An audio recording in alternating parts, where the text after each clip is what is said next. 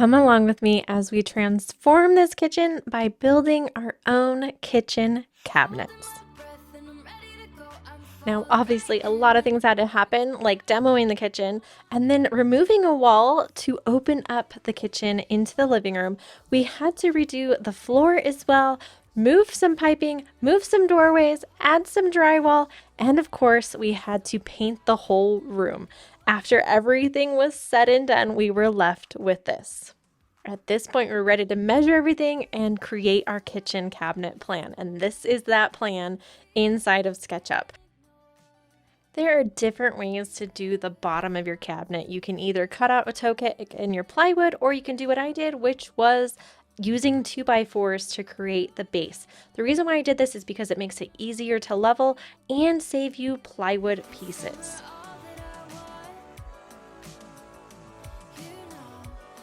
And of course, I decided to use pocket holes to attach them to the floor.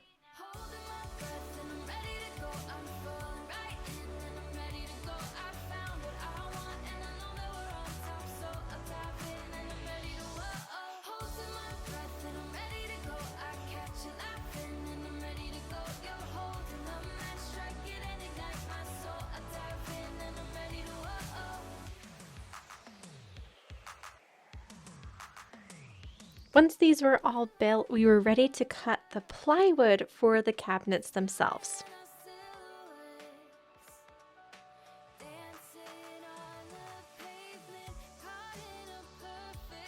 So let's walk through how a base cabinet comes together. This is my sketch up of the cabinet itself. And the doors we're actually going to be purchasing from a manufacturer, so I'm just going to remove them, but this is kind of this is what it will look like after everything's said and done. So if we remove that, this is what the cabinet box will look like before the doors are installed. So this is what the box carcass looks like. And I want to just quickly show you how this all comes together. So you're going to have pocket holes on the sides of the cabinet, on both sides, and then on the base as well. You're going to have pocket holes on the front and the sides. Now these front ones, you'll notice that it's also up here on the top, because when you go to add the trim, that is how you're going to add the trim into place, is with those pocket holes. So you'll have pocket holes holding the frame together.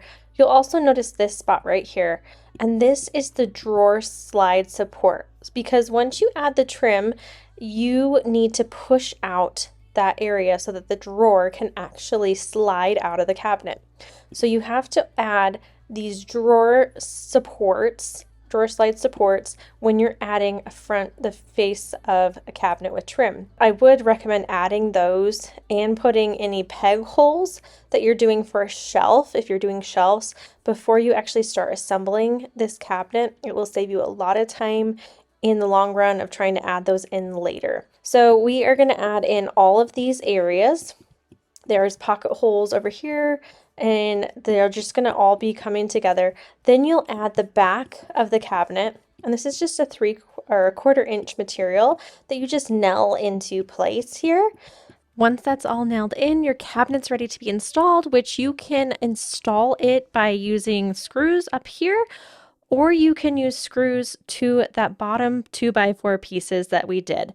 Now let's build those base cabinets.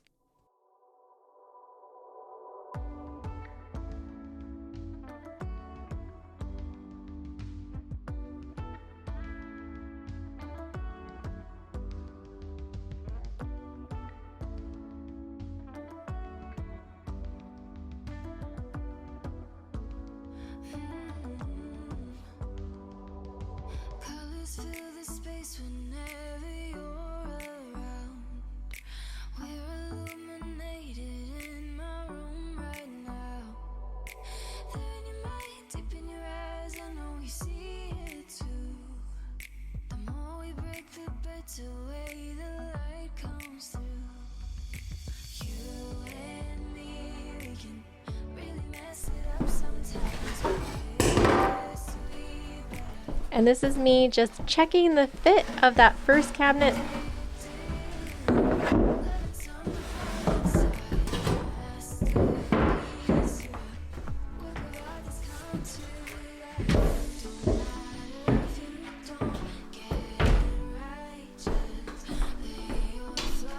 And here are all the base cabinets installed and in place.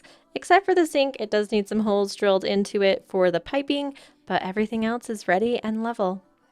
And if you want to build your own kitchen cabinets, be sure to check out below. I will link to my plans, my premium plans on building your kitchen cabinets yourself.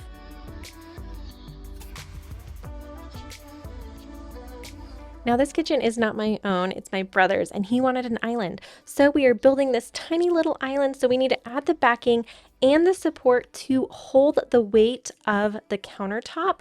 And so that's what I'm doing right here, is adding the back and the support to those sides just to give it enough strength to hold the top of the countertop.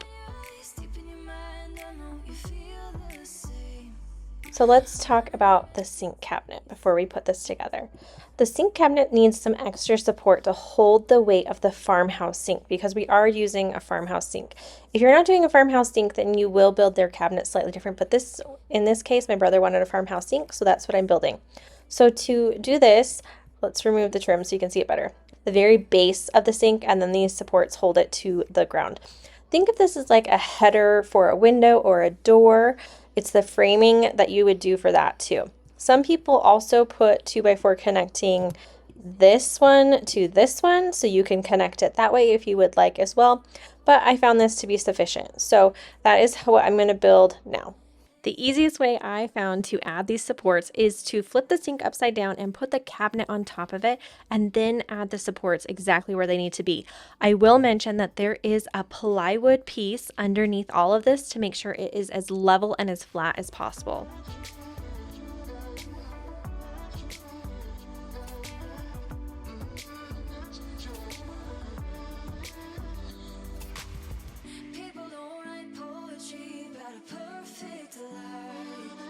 Now that all the base cabinets are ready, we are ready to add the trim to the front. And so here I am adding the pocket holes, and then we'll just attach those all together and install them.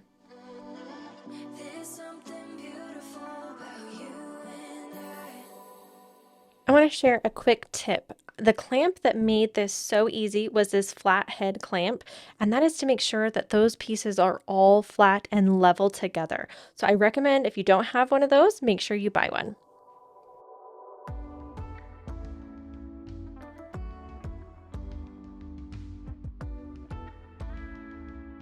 I normally forget something, and this project is no exception. I forgot to add pocket holes to this fridge surround, so here I am adding them now.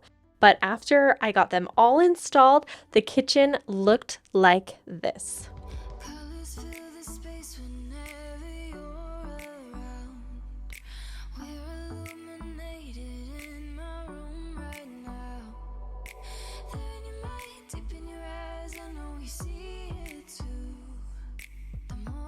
And we are ready now for those upper cabinets. They're very similar to the base cabinets, but you'll have a brace right here on the top and a brace on the bottom as well. And on the very top of the cabinet itself, you have this top piece, and it looks like my pocket holes didn't extend to there. So just so you know, there are supposed to be pocket holes to connect those all together. There is a gap up here just so that you can add the trim that goes around the top of it's the crown molding that goes on top of your cabinet, so it has something to nail into. You can put it flush if you want, but most cabinets drop it down like that, so that way you have that. You'll also notice at the very bottom too that there is a little bit of an overhang right here from where the shelf starts, and the reason why I did that is so that it is flush with this cabinet, the trim, so that way it's just a flush slide in things in and out without having a lip.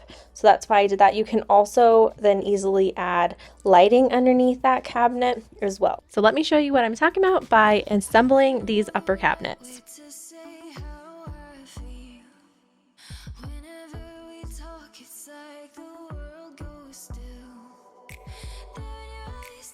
You'll notice that I'm using a scrap 3/4 inch plywood, the same plywood that I made the cabinets out of, to give me that spacing that I need for the bottom. So if you want to know how to do that easily, just use a scrap one. And I'm also just using wood glue to install everything together before the pocket holes.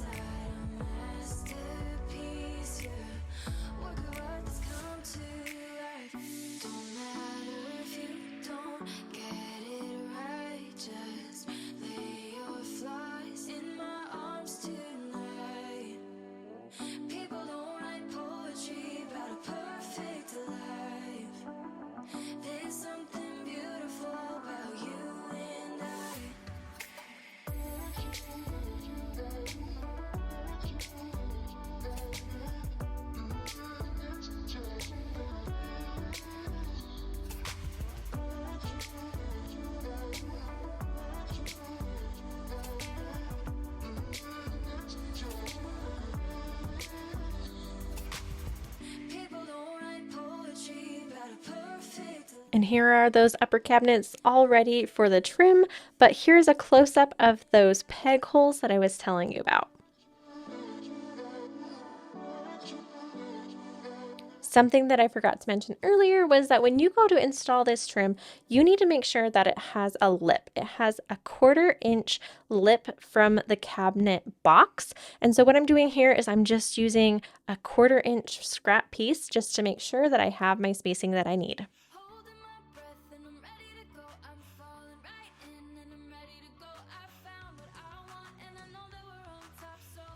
And when you go to install the uppers, you will need extra pairs of hands unless you use cleats or put a brace down at the bottom, but I didn't want to do that, and so I got some help to install these upper cabinets.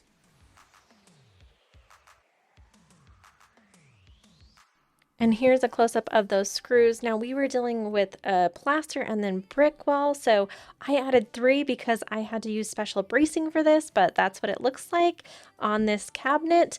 We also had to add some wiring. I guess we didn't have to. We wanted to add some wiring so that my brother could plug in stuff underneath the cabinet because there's no electrical on that wall, and plus we added electrical to the island itself.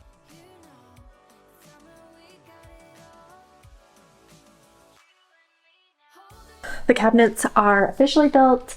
The doors still need to be installed. We did hire those out, had someone else build them, and my brother just needs to finish painting them. But in the meantime, let's add those finishing touches. I'm adding the baseboard for the cabinets, and this is just the toe kick that you normally see underneath the cabinet, but this is around the island. Next, I cut the wood for the crown molding and installed it as well. Then I finished it all off by adding a backsplash. If you're curious, I do have a tutorial on how to install a kitchen backsplash, so I will link to that in the description below. And here is what we're left with.